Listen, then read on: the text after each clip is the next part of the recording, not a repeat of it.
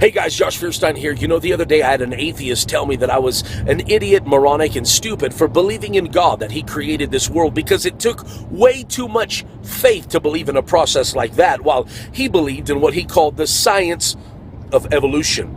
Well, let's go ahead and let's do this. Dear Mr. Atheist, first of all, let me correct you. Because evolution is not a science, never has, and never will be. Why? Because it cannot fit within the parameters and parentheses of science for one simple reason. It was never observed. That's why it's not science. That's why it's called the theory of evolution. One man's theory. Now, let me show you how much faith it really takes to believe in evolution. You want me to believe that in some accidental cosmic bang, that out of that was created one cell, and from that one cell that all life springs, every plant, every animal, every single human being, and that somewhere along the way, over years and years, we mysteriously and magically all develop different wills, and we all develop different characteristics and traits, all because we willed it in our... I mean, you really think that everything came from one single cell? How much faith does that take? Now, I realize that you say that evolution is in science, and yet if we go back to science, the one thing that science demands, if maybe you've heard of something called the law of thermodynamics, which means that chaos can never produce order. Look at the world that we live in. The sun goes up, the moon comes out, we travel around the sun, we have years, we have days, we have seasons, the tide comes in and out, everything works like a clock. It has order. And yet, you cannot argue that a world that has order came out of an accident, because it defies the very logic and laws of science.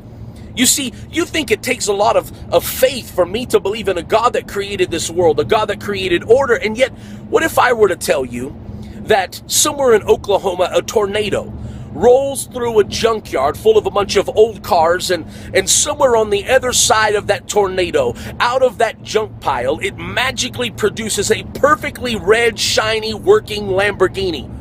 You would tell me I was nuts. You would tell me that I had lost it. You would probably try to admit me into the psychiatric ward. Why? Because that is absolutely stupid. I mean, how much faith would it really take to believe something as idiotic as that? And yet that's exactly what science believes.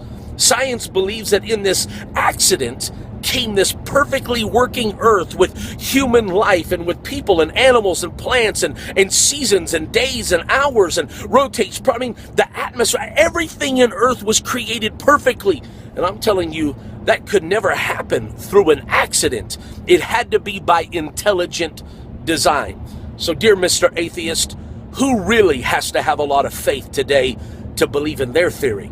I believe in God because I've experienced him, I've felt him, but most of all, while driving through Yellowstone and Montana and so many of these natural reserves this week, and looking at animals and looking at life, I don't know, I just can't look at all of that creation and say that it was an accident.